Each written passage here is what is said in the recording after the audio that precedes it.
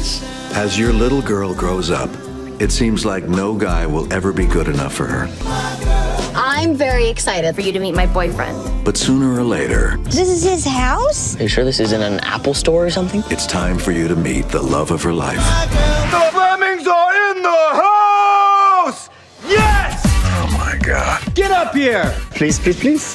Family, baby! This is the first serious boyfriend? I remember being that age, don't you? Just always ready. Turns out her boyfriend is this internet zillionaire. I'm a little surprised. Ta-da! Is that our Christmas card? It's all you! It says happy holidays and everything. It says Happy Holidays? Yeah. I gave the guy the Christmas card. I didn't know he put Happy Holidays on there. Guess it's stuck on there, huh? Oops. Laird is a really good guy, and his heart is always in the right place. He ate it. He just literally has no filter. Remember when we made love in the hot tub? I mean, yeah, it was not sexual at all. Steph opened up like a flower. You should have seen it. I shouldn't have seen it, but now I feel like I have. Ned, on Christmas Day, I'm gonna ask Steffi to marry me, and I'd like your blessing. The answer is no. Why don't you give me a few days to win you over? By Christmas morning, you're gonna be calling me son. I'm gonna be calling you dad. Don't think that's gonna happen. I think it's gonna, Dad. Don't. What, Dad? Stop that. All right, Dad. You could be dating anyone. Why Laird? He makes me really happy. Oh, I think it's going great. I think they've already accepted me. I'm getting a little bit of a different vibe. That kid is wrapping his tentacles around every member of this family. You even got a tattoo with his name on it. Oh, no, that is so cute. You are not the guy we want our daughter marrying. Do you want to play with me? You are going down. You really hurt my feelings, so I bought your company. Game over.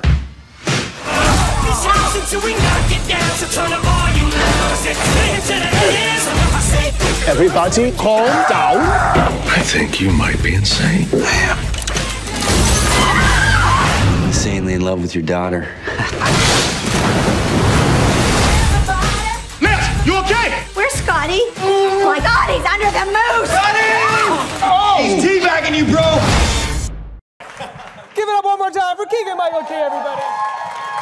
One of the funniest and nicest people that I have ever interviewed. I have to say. Ricky. I That's think I very say it sweet. every time I interviewed you, except for maybe the first time because I was just learning how nice you were. But you have a very disarming quality about you, and everybody should talk to this person just for the virtue of having the experience of being with him. Oh, that is so. See, I said nicest person. Why? I mean it. He didn't pay me or anything. I don't know him money. You're just a good guy. Well, you know, there is that incident that I've brought up last time I interviewed you where you got me a raise the first time I interviewed you. Oh, that's right. Yeah. Well, Jordan gets 50% of that credit, I think. I think we were both propping you up, but yes. The first time I ever interviewed him on air, him and Jordan Peele both said, this guy deserves a raise. That's right. And they gave you a raise. They actually listened to I us. literally got a raise like a week later. If I'm ever the president-elect, you will be in my cabinet. Right.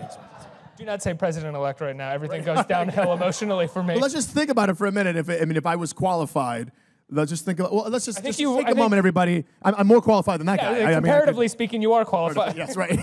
Comparatively speaking, anybody's qualified. So yeah. Anyway, you're at the very least not a psycho, so we're okay. Yeah. I'm not a narcissistic sociopath. Yes, as far as I know, I am an actor, so maybe who knows, right? Let's talk about Gustav and why him and John Hamburg. Why did you get involved with this movie? I was, my agents were talking about this film, and I like Hamburg's work so much, and they said, just look at the script, see what you think.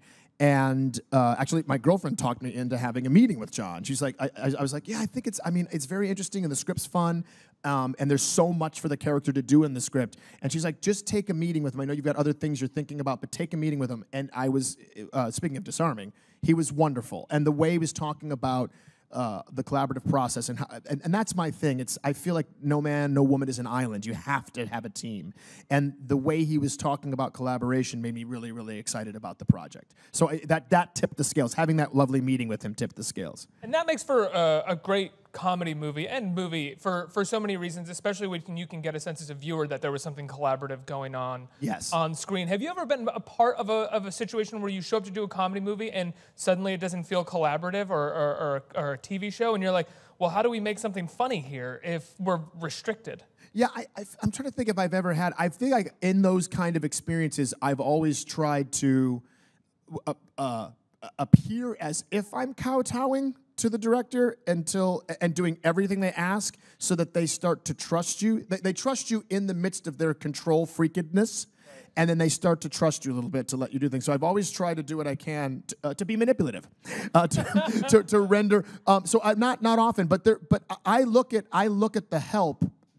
I feel like very often, sometimes by osmosis, people are being collaborative, even if it feels like, even if it looks on the outside like they're not doing that. Sometimes because you'll say something or you'll feel free, and it pops a kernel in their mind, or it plants a seed, and then all of a sudden they give you a note 2 days later, and you go, boy, that sounds familiar, and it's because of something you said or your partner said. So I try to make sure that I'm in situations where it has to be collaborative. It has to be kind of a global effort, because no one person can see everything about what's going to make the film good or what's going to make the film better. And now when it comes to, well, also just let me say, the intelligence with which you go about this once again shows that you're more qualified to be president-elect than we currently have. When it comes to working with John Hamburg and creating a movie like this is a big studio comedy, which are really hard to make. They're hard to get made nowadays, and they're hard to also make actually make emotional and make an audience feel grounded with the stakes of the film. What does John Hamburg do, in your opinion, because I think he does it as well, to make these films feel grounded? I said, John Hamburg, what makes him such a unique director is I feel like he walks onto a set every day with like a dozen metaphorical anchors with him, and he hands all the actors anchors, meaning that he makes an effort tirelessly to make sure that everything you're doing, comedic or otherwise, is coming from a real, organic, grounded place, so that everything feels legitimate and everything feels like, okay, I can buy that would happen. Okay, that makes sense. I think what happens is sometimes filmmakers get seduced by the concept, or the producers of the film get seduced by the concept, and somebody may have come up with a eureka moment one day, wrote a script, and this really overarching concept is real fun and clever, but it's not funny. So there's a difference between clever, we can all go, oh, it was very clever, and something that takes you by surprise and makes you double over in laughter. And John has this really like tightrope walking ability to say, no, keep it real, the surprises are there, trust me, I'll make the surprises happen in your performance and in the edit. But people try to make the weird coincidences, and this happened, and then she came into the room at that time. I get it. We all get that. We get it. That's clever. But you have to have those moments of revelation and surprise. That's what makes people actually laugh out loud. One of the things that I love about this film is that there are none of those moments that you would see in a movie like this, where someone walks into the room and goes, oh, God, I don't want to see that. Oh, what is going on here?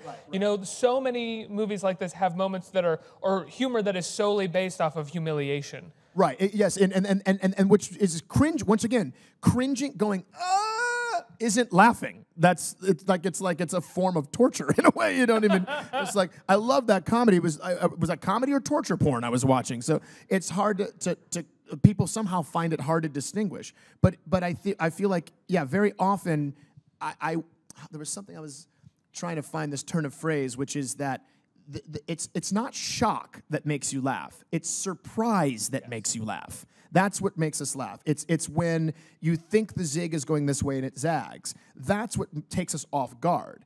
And expecting something to take place, or having an expectation and then having it subverted, that's comedy. So I feel that John has this really great ability of saying, we have enough room for slapstick, but we have to literally start on the ground before we can get here. We can't start here. It alienates if you do that. I have a tangential question for you in regards to sort of laughing at surprise rather than shock. As a person who loves comedy, do you often find yourself laughing in dramatic movies or like Scorsese movies when the violence takes a sort of turn of surprise? I personally do sometimes, because, I mean, maybe I'm sick. You're looking at me like I'm twisted right now. But there's this idea that like he always, or a lot of filmmakers always go to some surprise level that you weren't expecting, that puts you in an uncomfortable place. Right. That can, I find, sometimes make me kind of laugh because I'm so surprised. It induces laughter. I think it doesn't, because laughter is is actually an expression of uncomfortability. Most of us in this room, maybe in the last year, you've laughed out of joy twice. We used to laugh out of joy all the time when we were babies. When we were kids and babies, we laugh out of joy all of the time because we're discovering something new all the time. But it's surprise. It's a form of surprise. When we're adults, we're expected to behave a certain way. Everyone we encounter is supposed to. When you bend or break a social mores, then we laugh. That's as adults, out of uncomfortability. That's why we laugh. That's why people get church giggles or gallows humor. You know, like when you're at the funeral. That's the worst thing when you're at the funeral, and you're just like, "What is wrong with me right now?" And you can't. It's because you're uncomfortable. It's the same thing that makes us laugh in most comedies. So I encourage all of us to try to find moments of joy to laugh at, or you'll start to giggle because something's uplifting. It's so good you can't take it. But it's usually because we're expecting everything to be like this, and then it goes, and it's, yeah. So that was what I was going to say before, is the characters, John makes sure that the characters are in a drama. Their life is a drama. A character can never think they're in comedy, or you put them in Bellevue. There's no reason a character should think, I'm living in a comedy. That no one goes in real life. Nobody does that. If you stuck your finger in a socket, maybe your autonomic system would go haywire and you would do that. But nobody does that. It's such an interesting thing.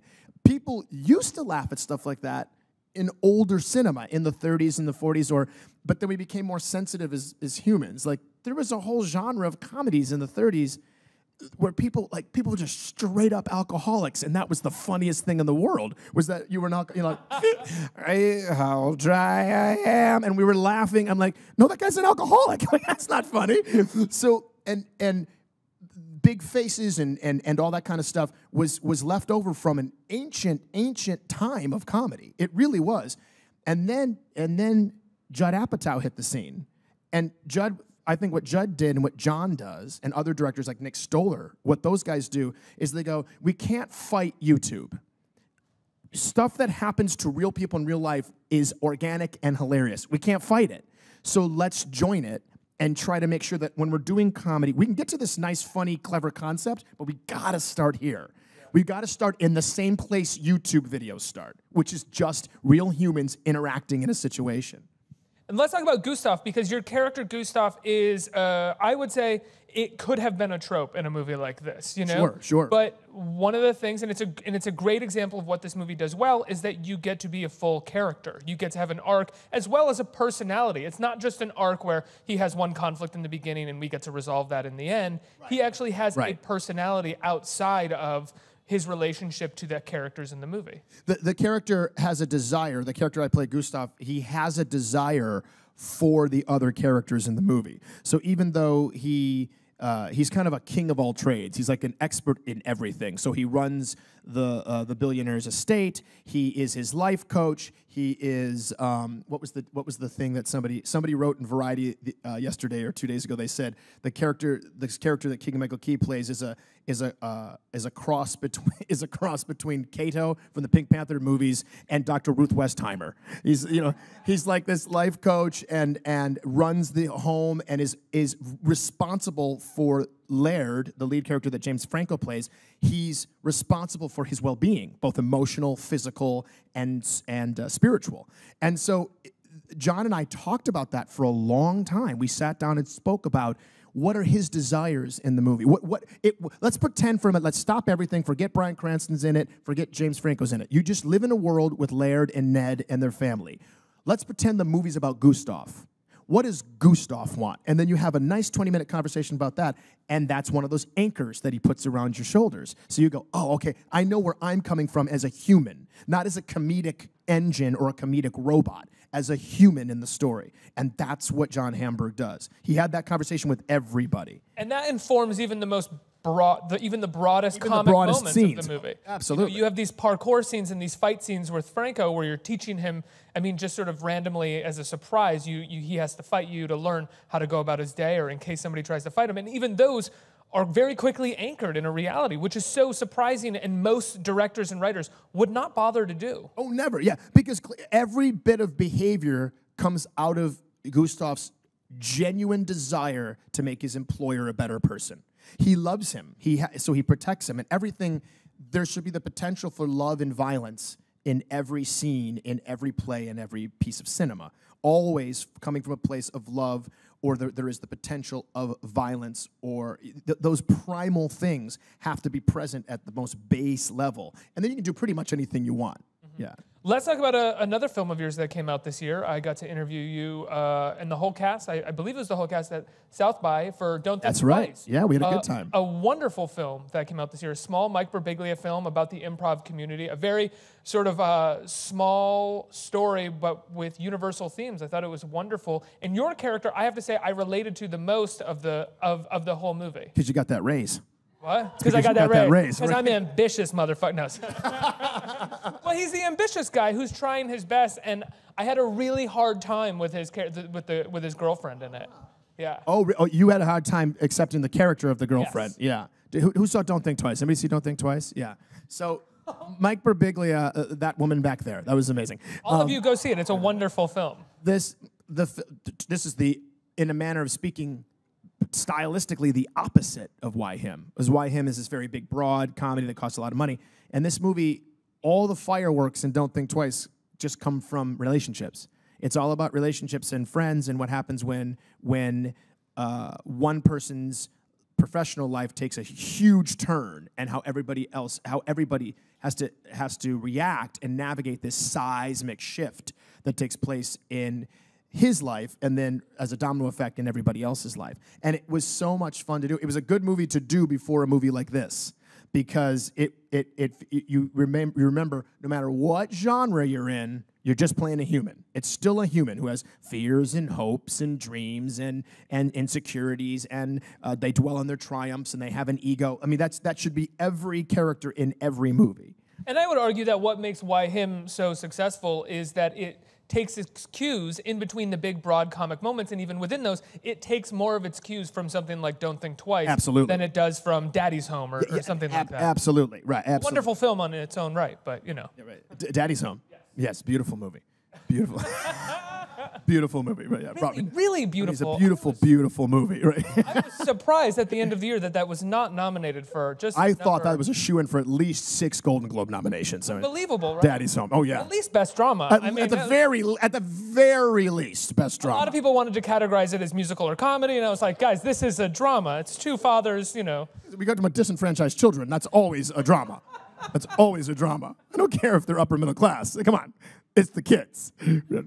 How much did you relate to Don't Think Twice in the following the success of Key and Peele, or even when you got Mad TV? You know, because you're coming from working from, within improv troupes and a comedy scene. I'm sure you had those friends that you're probably still friends with, or maybe you're not still friends with, who you had before your success. There was definitely an autobiographical aspect to the film. I would say I personally am not as ambitious as my character was, because I just felt, I'm fine here. We don't need to go into all the psychology of it, but I'm not deserving, and my character, I think, has more self-esteem than I do, so he was like, I'm deserving of this thing, and he also felt he was gonna die if he didn't reach the brass ring.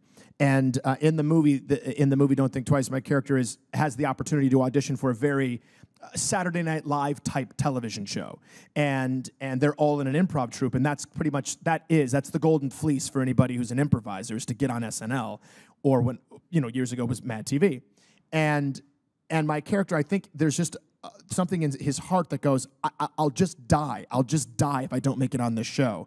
So he's convinced himself that he has to do whatever he can, including, in a manner of speaking, throwing all of his friends under the bus to get on the show, because the big issue with improvisation that's such a dilemma is that the way to be the best improviser in the world is to make your partner look good.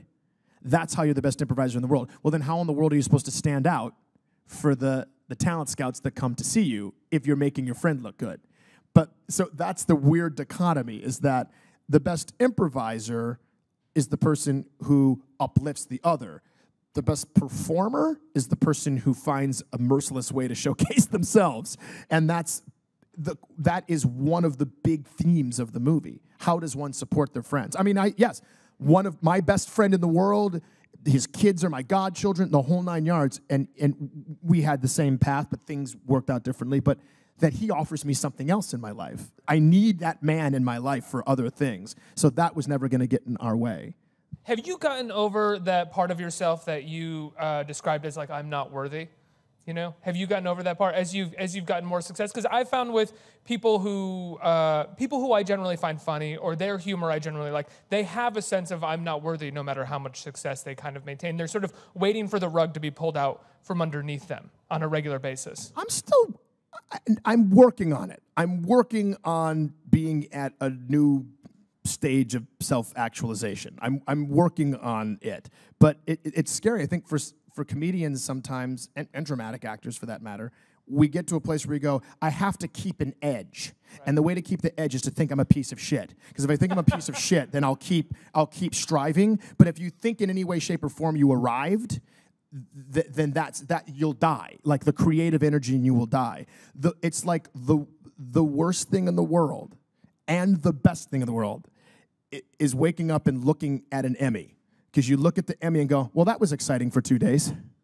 Now I've got a whole lot of work to do. I've got to be better than that. But I believe, I'm not saying this about anybody in particular, but I believe there are many people who have gold statues in their house and they go, oh, I'm done. And then their work goes boop, like that for the rest of their lives because they feel like somehow they're finished. No, all that is someone putting the bar up higher. Now what do I have to do? Do I have to work out? Have to have better, use the metaphor. If it's a high jump, now what do I have to do to get over this height? Because what's next? It's like, what's next as an artist? So I'm working on being okay, but there's a part of me that's afraid that if you're okay with yourself, you won't be able to create. I think it's a myth. But it's hard because most of us operate in this state of, I have to stay hungry. And how do we do that in a healthy way? It's also not just staying hungry, it's staying observant. It's staying in a frame of mind that makes you critical. And critical a lot of times leads to, especially for comedy, it leads to sort of creative inspiration. Right, yeah, and I feel... And if you're critical of the world, you're also critical of yourself. Of yourself, exactly, yeah. Right, because you already have enough practice doing it to you.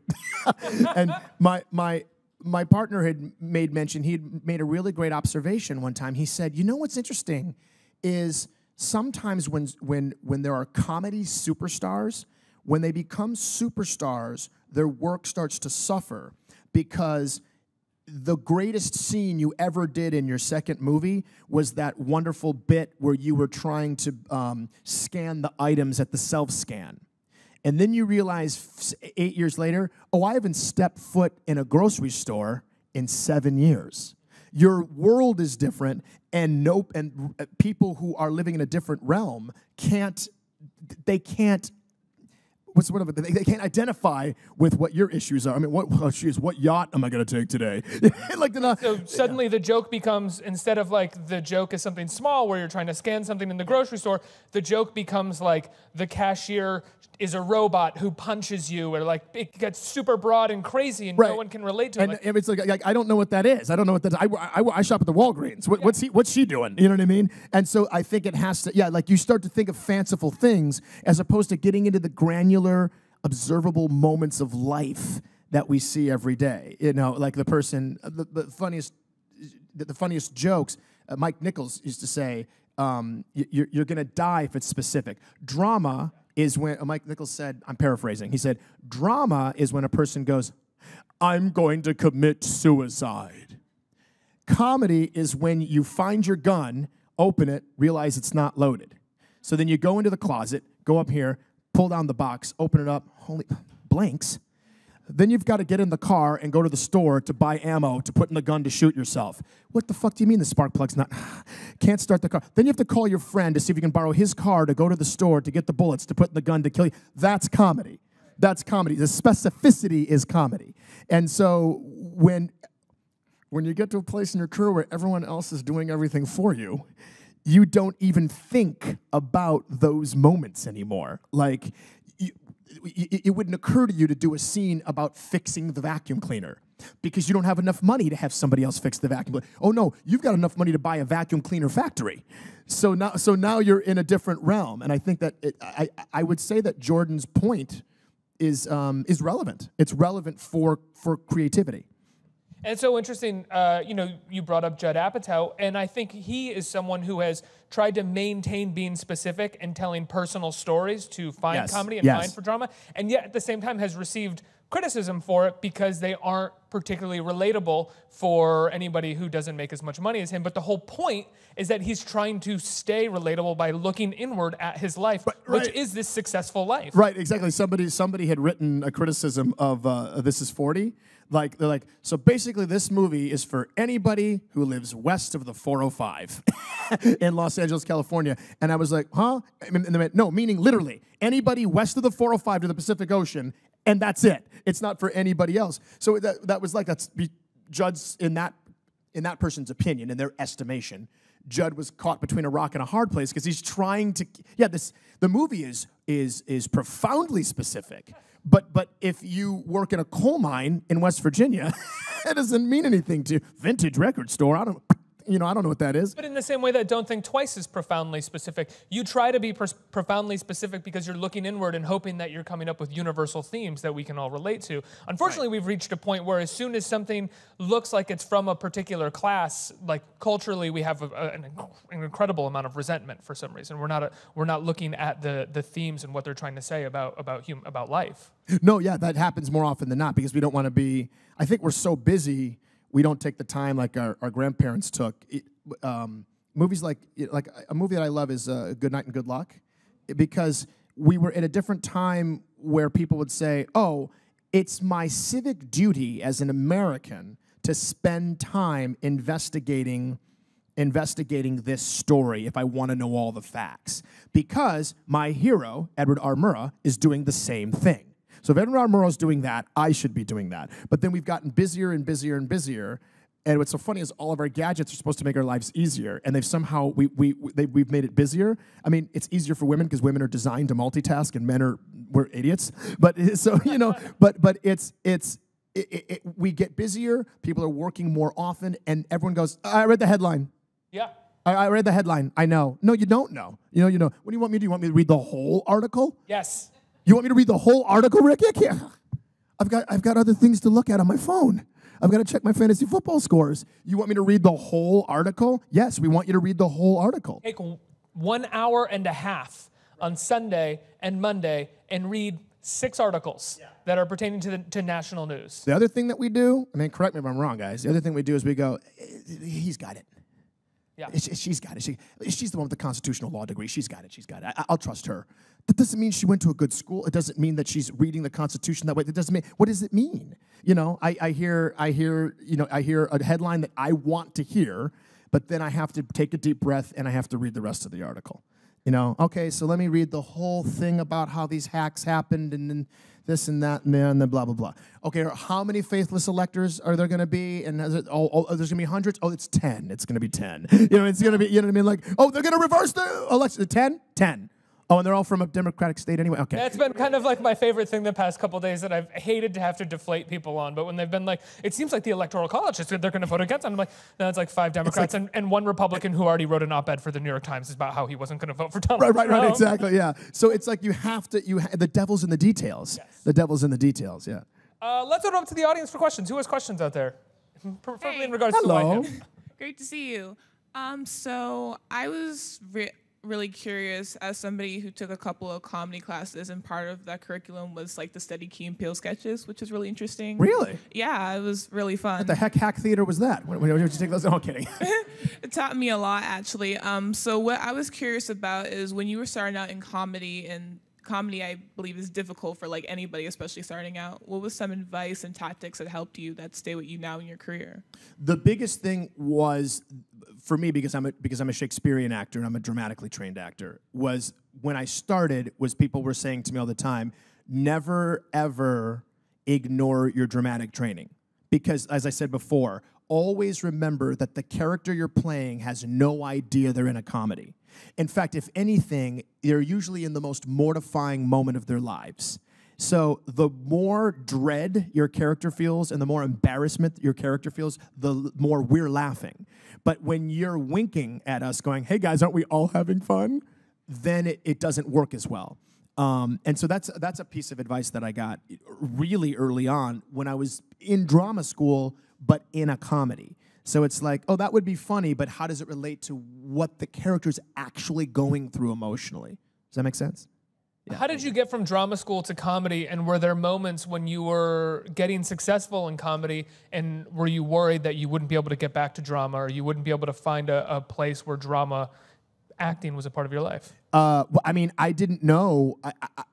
When I was at Second City, I left drama school, and I was at Second City, and I always liked comedy and liked performing in comedies. So that was never the issue. But it wasn't until I was in my professional life. It wasn't until maybe halfway through Mad TV, and then after Mad TV, it was like, okay, this show's over, and now I got this sitcom on CBS, and I thought, okay, so this'll be my life. And then it was probably around 2010 or 2011, right as Key and Peele was starting, that there was a part of me that was starting to accept this certain feeling of resignation that I'm never going to get to do drama again because I'm never going to be able to pay my mortgage. This is what people want to see. This is the slot that I'm in. And I'll have to do it this way. But then I started making an effort to go, sometimes Jordan and I would sit and we'd write a scene and I'd say, no, I'll put the straight man. I'll put the straight man. And that was my way of being able to do dramatic work and making sure that making everything as real as I could.